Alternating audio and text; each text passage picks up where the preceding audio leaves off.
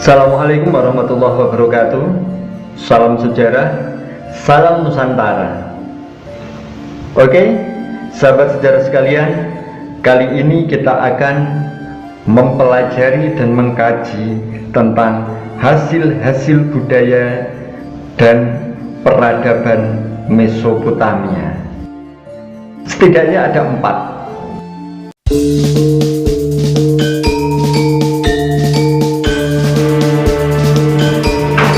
Yang pertama, tulisan cuneiform. Mesopotamia dikenal karena menemukan sistem penulisan di atas lempengan tanah liat yang disebut cuneiform atau huruf paku. Oleh karena itulah Mesopotamia disebut sebagai pusat peradaban. Sistem tulisan tertua dalam bentuk huruf bergambar ini ditemukan sekitar tahun 3300 sebelum Masehi.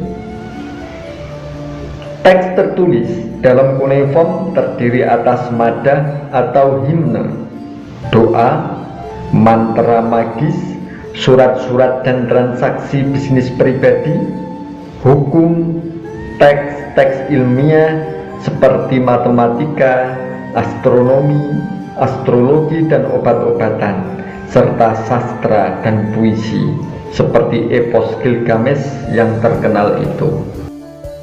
Meski demikian, penulisan dan pembacaan terhadap tulisan cuneiform umumnya hanya dilakukan para juru tulis.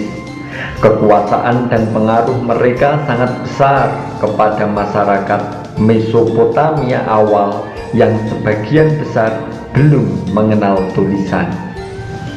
Tulisan cuneiform menyebar ke seluruh wilayah Timur Tengah selama kurun waktu 2000 tahun berikutnya, tetapi dengan perubahan-perubahan yang disesuaikan dengan bahasa serta budaya setempat.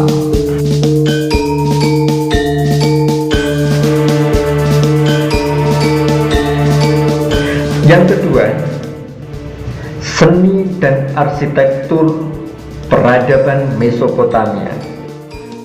Tentu, seni dan arsitektur peradaban Mesopotamia tidak ternilai harganya sebagai kekayaan sejarah umat manusia.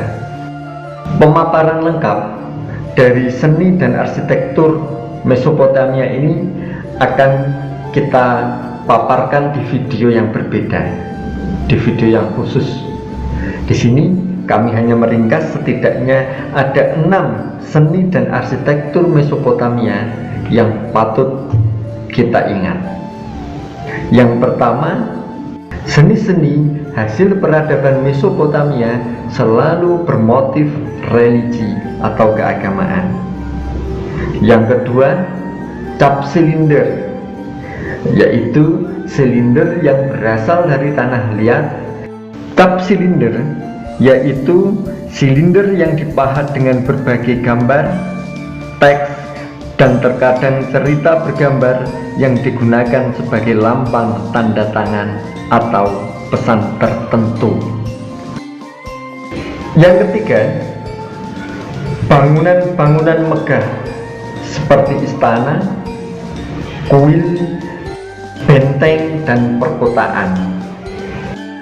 Yang keempat, seni ukir patung Gudea. Ini adalah seni ukir yang paling detail di zamannya. Kemudian yang kelima adalah sastra epos Gilgamesh, yang merupakan kisah epos Gilgamesh yang dicatat di lempengan-lempengan tanah liat yang berserak di situs-situs Mesopotamia. Yang keenam, Kuduru, yaitu dokumen dari batu yang mencatat realitas sosial dan budaya saat itu.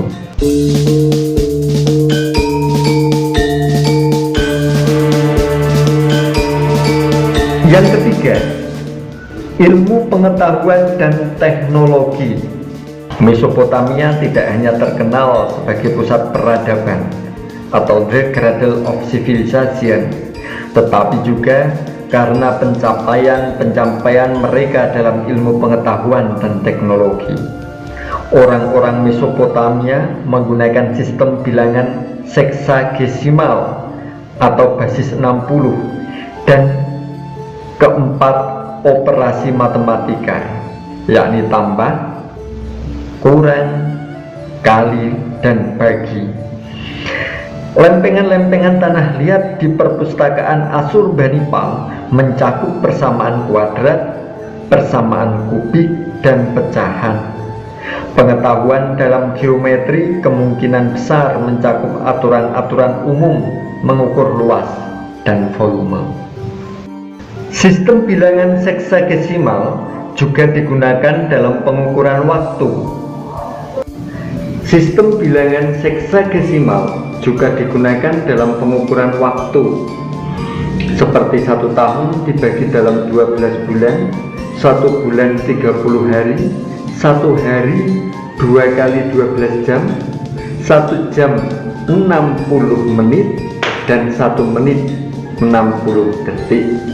Selain itu, mereka membagi lingkaran ke dalam 360 derajat dengan 1 derajat sama dengan 60 menit.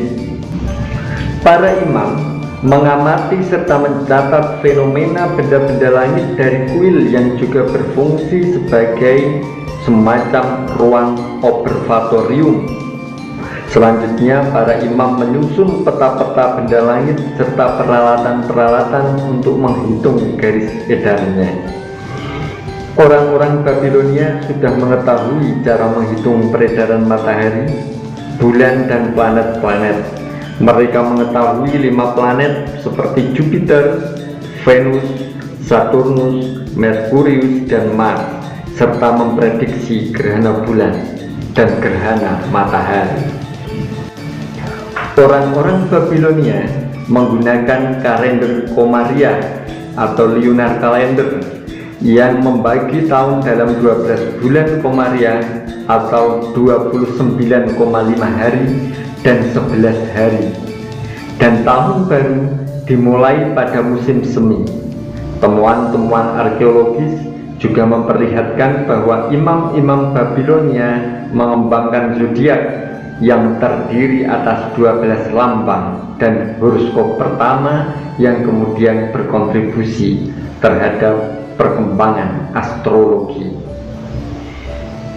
Sementara itu, teks pertama yang menyebutkan obat-obatan di Mesopotamia berasal dari periode Babilonia lama, yaitu pada Tugu Batu. Di dalam teks itu ditulis undang-undang terkenal yang disebut Undang-Undang Hammurabi. Undang-undang ini memperlihatkan bahwa selain tabib, orang-orang Babilonia memiliki dokter yang melaksanakan operasi dengan menggunakan pisau operasi.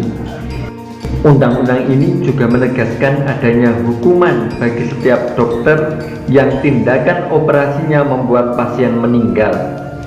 Dalam perkembangannya diperkenalkan konsep diagnosis, prognosis, pemeriksaan fisik, dan resep. Teks-teks tentang obat-obatan juga memasukkan penjelasan yang rinci tentang tanda-tanda dan gejala-gejala berbagai penyakit. Salah satu teks pengobatan terkenal dari zaman Mesopotamia adalah buku diagnosis dari abad ke-11 sebelum Masehi yang ditulis oleh seorang dokter dari negara kota Bursipa bernama Esagil Kin Apli. Selain semua hal itu, kita dapat menyebutkan pencapaian lain dari bangsa Sumeria dan Chaldea, yaitu pembuatan roda. Roda ditemukan pertama kali di Mesopotamia pada tahun 3500 sebelum Masehi. Roda pertama kali dicetuskan oleh seorang pengrajin tembikar. Ia membuat roda dari tembikar tanah liat, di tengah-tengahnya dilubangi, lalu kemudian disambungkan pada gerobak.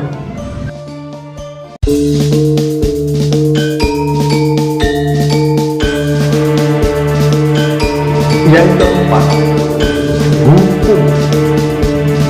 Bangsa Mesopotamia menciptakan landasan hukum yang disebut dengan Kodeks Hammurabi atau Undang-Undang Hammurabi. Landasan hukum ini dibahatkan pada sebuah lempeng batu memuat 282 aturan hukum yang isinya pengaturan atas perbuatan kriminal dan ganjaran yang setimpal dengan kesalahan. Kodeks Hammurabi sebetulnya bukan kumpulan hukum yang paling tua. Sebelumnya sudah ada yang disebut Kodeks Urukagna, dinamai berdasarkan nama pembuatnya, yaitu Raja Penguasa Negara Kota Lagas sekitar tahun 2400 sebelum Masehi, serta Kodeks Urnamu dibuat oleh Raja Ur bernama Urnamu sekitar tahun 2000 sebelum Masehi. Oke, sahabat sejarah, demikian tadi hasil kebudayaan dan peradaban Mesopotamia. Semoga bermanfaat. Salam sejarah, salam Nusantara. Assalamualaikum warahmatullahi wabarakatuh.